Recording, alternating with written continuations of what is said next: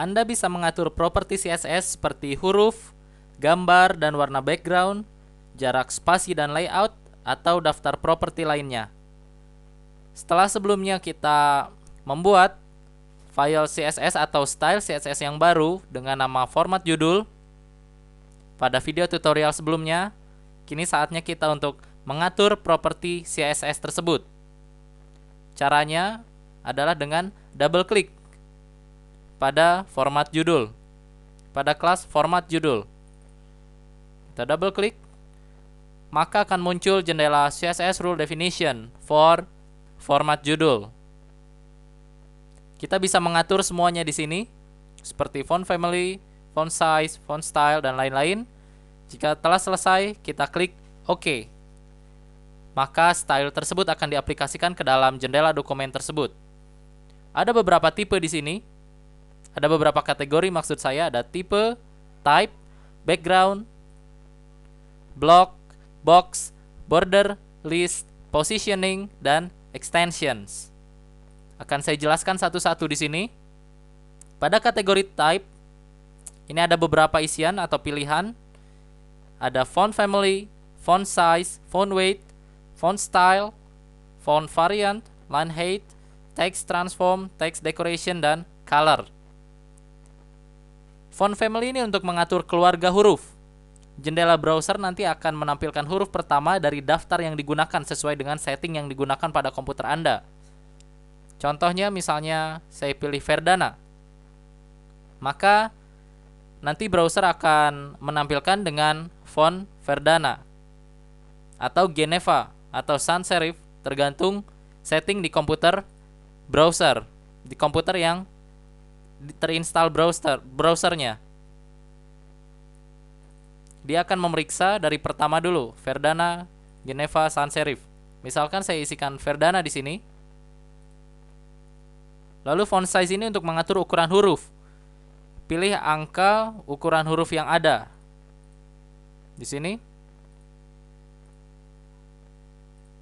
bisa kita pilih. Bisa kita pilih di sininya pixel atau point atau inci, sentimeter, milimeter, persen, dan lain-lain. Oke, misalkan saya isikan 14. Lalu untuk font style, ini untuk mengatur huruf menjadi tampilan normal, italic, atau oblique. Secara default terpasang normal. Atau jika kita biarkan kosong saja, maka semuanya akan menjadi default.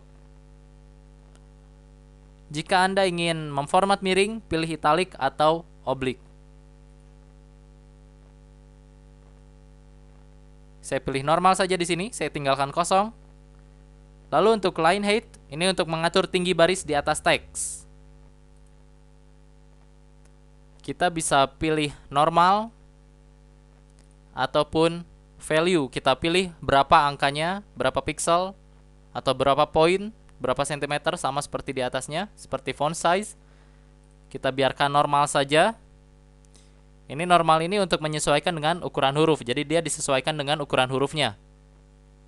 Lalu berikutnya adalah text decoration. Text decoration ini untuk mengatur efek garis bawah atau underline, overline, efek coret atau line through, atau efek blink. Blink ini dia kedip-kedip. Kita klik none kalau kita tidak ingin memberikan efek apa-apa. Line through gini dia dicoret kata-katanya. Lalu overline dan underline kita bisa pilih. Kita biarkan normal saja di sini. Lalu font weight ini untuk mengatur ketebalan huruf. Kita bisa pilih normal, bold, bolder, lighter, 100, atau nilainya kita bisa kasih di sini. Lalu untuk font varian ini untuk mengatur huruf menjadi huruf kapital berukuran kecil. Font varian untuk mengatur huruf menjadi huruf kapital berukuran kecil atau small caps. Oke, bisa kita pilih normal atau small caps. Ini adalah sekali lagi untuk mengatur huruf menjadi huruf kapital berukuran kecil atau small caps. Jadi dia huruf kapital tapi ukurannya kecil. Berikutnya adalah text transform. Text transform ini untuk mengatur bentuk penulisan atau besar kecilnya huruf. Contohnya misalnya tiap awal kalimat huruf kapital, atau huruf kapital semua atau uppercase, atau huruf kecil semua atau lowercase.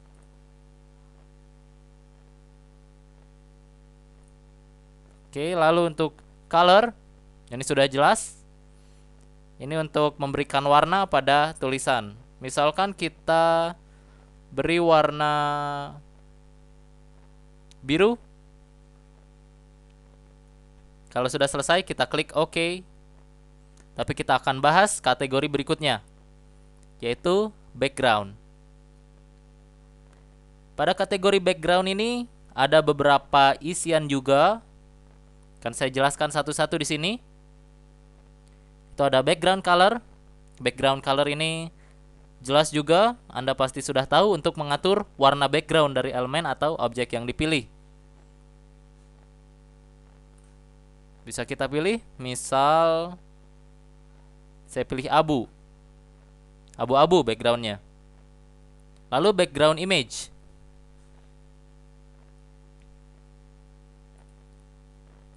Oops, sorry. Lalu background image.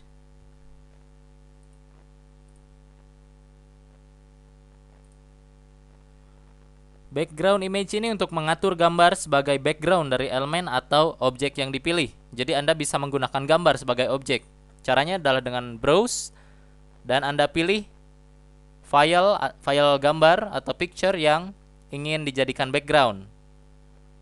Format yang didukung adalah GIF, JPG, JPEG, PNG, dan PSD. PSD ini dari Photoshop.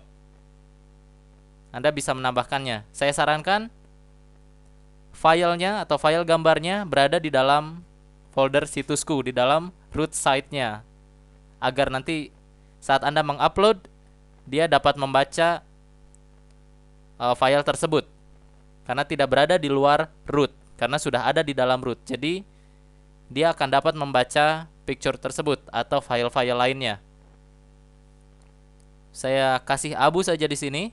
Saya tidak menggunakan background image. Lalu berikutnya adalah background repeat. Background repeat ini untuk menentukan pengulangan gambar background. Untuk background image, ada beberapa pilihan: no repeat, repeat, repeat X, dan repeat Y. No repeat ini adalah jadi gambar background tidak diulang atau digandakan jika ukuran gambar lebih kecil dari ukuran elemen atau objek yang terpilih. Jadi dia satu saja. Berbeda dengan repeat. Repeat ini jadi gambar background diulang atau digandakan jika ukuran lebih kecil dari ukuran elemen atau objek yang dipilih. Jadi dia akan berulang terus gambarnya. Lalu berikutnya adalah repeat X. Gambar background diulang atau digandakan secara horizontal atau sumbu X, searah sumbu X. Jadi secara horizontal jika ukuran gambar lebih kecil dari ukuran elemen atau objek yang dipilih. Lalu untuk repeat Y, sebaliknya dari repeat X. Jadi gambar background akan diulang searah dengan sumbu Y atau secara vertikal jika ukurannya lebih kecil dari ukuran elemen atau objek yang terpilih. Lalu berikutnya adalah background attachment. Background attachment ini untuk mengatur tampilan pasti atau fixed atau menggunakan penggulung atau scroll jika ukuran gambar berlebihan. Jadi bisa kita fixkan atau kita gunakan scroll mouse. Lalu background position X dan background position Y ini digunakan untuk menentukan posisi awal penempatan gambar background dengan elemen terpilih. Juga dapat digunakan untuk mengatur perataan gambar berada di tengah halaman secara vertikal Y atau horizontal atau X. Jika pada bagian attachment terpasang fix, maka posisi mengacu pada jendela dokumen, bukan pada elemen yang terpilih. Lalu kategori berikutnya adalah block. Block juga memiliki beberapa isian. Yang pertama adalah word spacing, letter spacing, vertical align, text align, text indent, white space, dan display. Word spacing ini untuk mengatur jarak spasi antar kata. Bisa kita pilih normal atau kita berikan angkanya. Bisa kita beri milimeter atau sentimeter atau pixel, point, dan lain-lain. Letter spacing ini untuk mengatur jarak spasi antar huruf atau karakter. Kita bisa juga pilih normal atau kita berikan angka. Ini untuk mengatur jarak spasi antar huruf atau karakter. Sedangkan word spacing untuk mengatur jarak spasi antar kata. Sedangkan letter ini jarak spasi antar huruf untuk mengaturnya. Lalu untuk vertical align, ini untuk mengatur perataan secara vertikal dari elemen yang terpilih. Dreamweaver menampilkan atribut ini di jendela dokumen hanya ketika Anda bekerja dengan tag img atau image. Lalu berikutnya adalah text align, ini untuk mengatur perataan teks pada elemen atau objek. Bisa kita pilih left, right, center, atau justify atau perataan kiri kanan. Bisa kita atur di sini. Lalu text indent. Text indent ini untuk mengatur jarak indentasi teks baris pertama. Bisa kita berikan di sini untuk mengatur jarak indentasi text indent ini. Lalu white space. White space ini untuk mengatur white space di dalam dokumen yang sedang dikerjakan. Oke. Untuk mengatur white space di dalam dokumen yang sedang dikerjakan, kita pilih normal saja. Lalu untuk display ini untuk menetapkan unsur-unsur yang ingin ditampilkan. Kita bisa pilih di sini inline block, list item, write in, inline block, compact marker, table, dan lain-lain. Ini untuk menetapkan unsur-unsur yang ingin ditampilkan. Lalu kategori berikutnya adalah box. Ada properti juga di sini, width, height, float, clear, top right, dan macam-macam. Width dan height ini untuk mengatur lebar dan tinggi elemen atau objek. Lalu float ini untuk mengatur letak segala sesuatu yang berada di sekitar elemen atau objek terpilih, seperti teks, apdiv, tabel, dan sebagainya. Maka akan diletakkan tersebar di sekitar objek. Untuk masalah tabel nanti kita akan bahas pada tutorial berikutnya. Lalu clear ini untuk menetapkan bagian yang tidak dapat disisipi dengan elemen AP.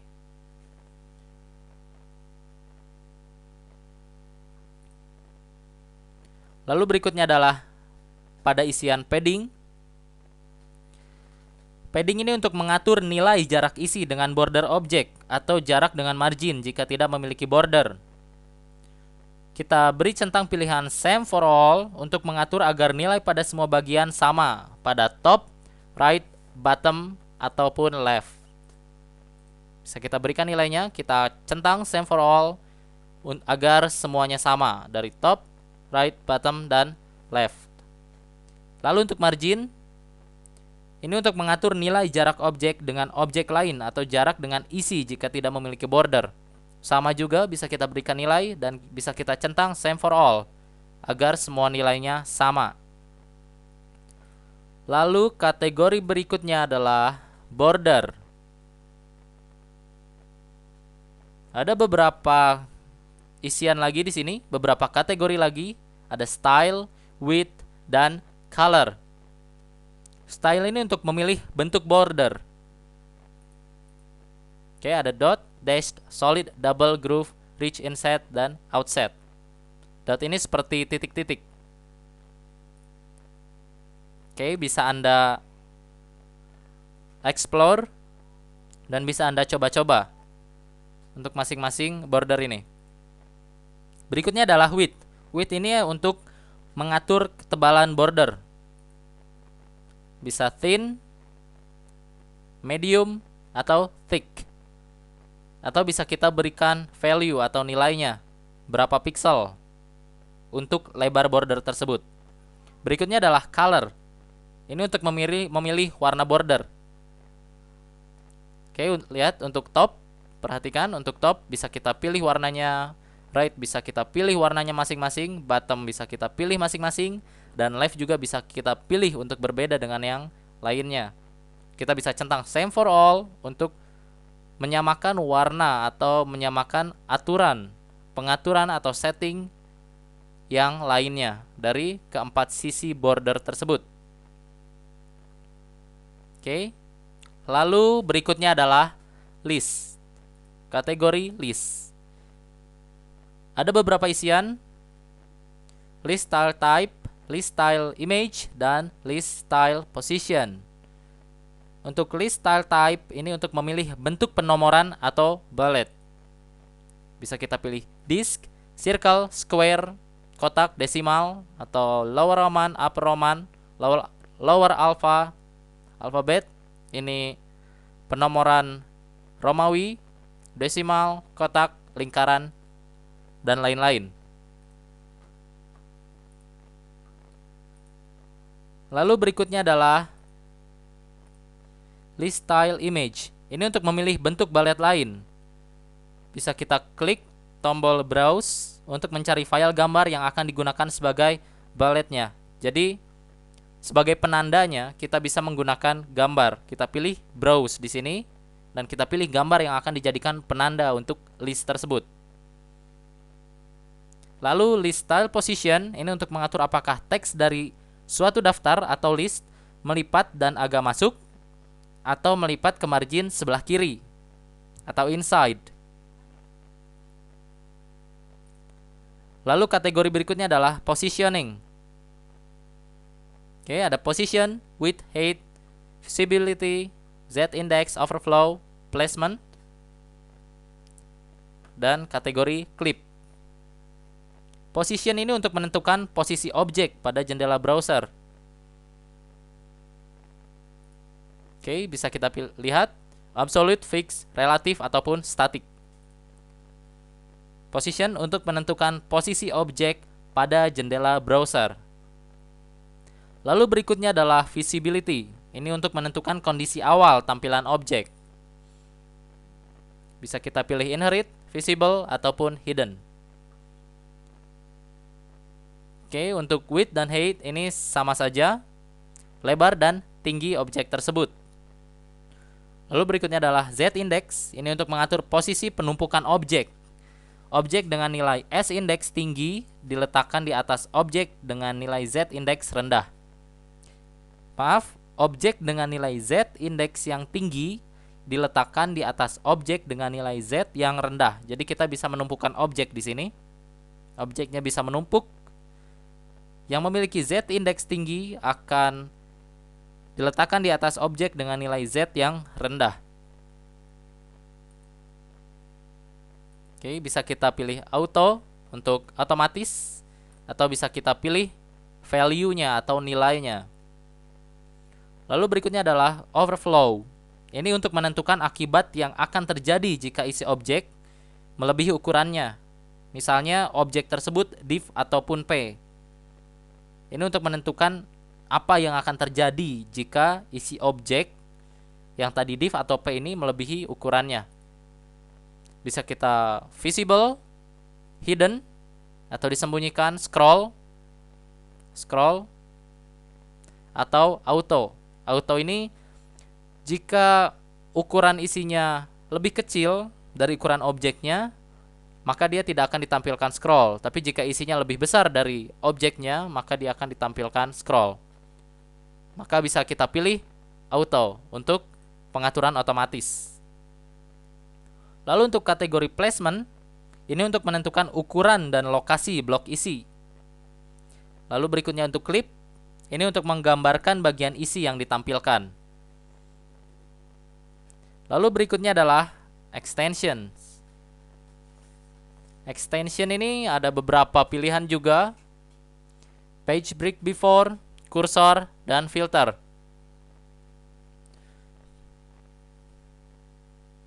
Page break before ini untuk memecah halaman secara paksa, baik sebelum ataupun sesudah menggunakan style.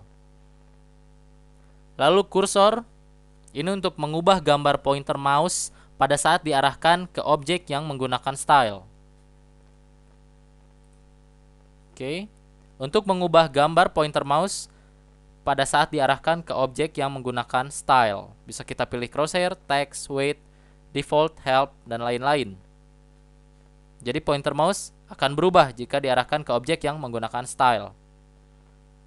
Lalu untuk filter, ini untuk memberikan efek khusus pada objek yang menggunakan style seperti blur atau inversion. Oke, segitulah CSS rule definition-nya. Yang lainnya saya biarkan default saja. Nanti akan kita isi jika kita akan menggunakannya. Oke, ini yang penting untuk menunjukkan kepada Anda bagaimana cara menggunakan CSS rule definition. Jika sudah selesai, kita klik OK. Setelah kita klik OK, belum terlihat di sini hasilnya karena kita belum memberikan link atau kita belum mengaplikasikannya. Tadi kita hanya membuat style CSS-nya saja. Oke, untuk mengaplikasikannya kita blok paragraf atau objek yang ingin diberikan style. Lalu dari properties HTML kita bisa pilih kelas yang kita buat tadi, format judul. Oke, karena bisa kita lihat di sini format judul diawali dengan titik. Titik ini untuk menentukan kelas, untuk menandakan kelas bahwa dia ini sebuah kelas. Karena kita buat tadi CSS-nya jenisnya kelas, bukan tag, ID, dan lain-lain. Jika tadi kita membuat CSS-nya ID, kita bisa lampirkan di sini lewat ID. Tapi tadi kita menggunakan kelas, maka akan dibuat kelas format judul. Maka pada kelas kita pilih format judul.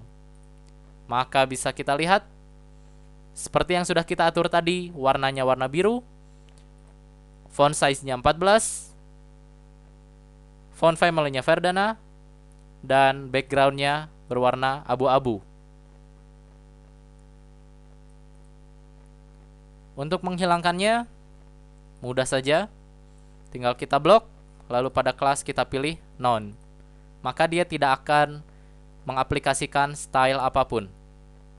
Oke, kita pilih kelas, format judul, maka akan diaplikasikan. Jika kita lihat pada bagian split, ditampilkan di sini desain dan code-nya.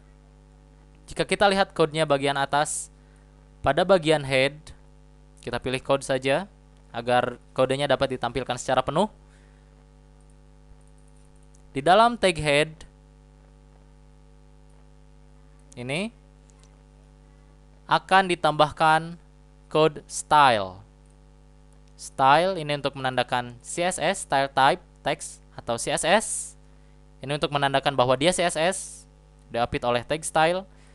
Kita buat kelas format judul.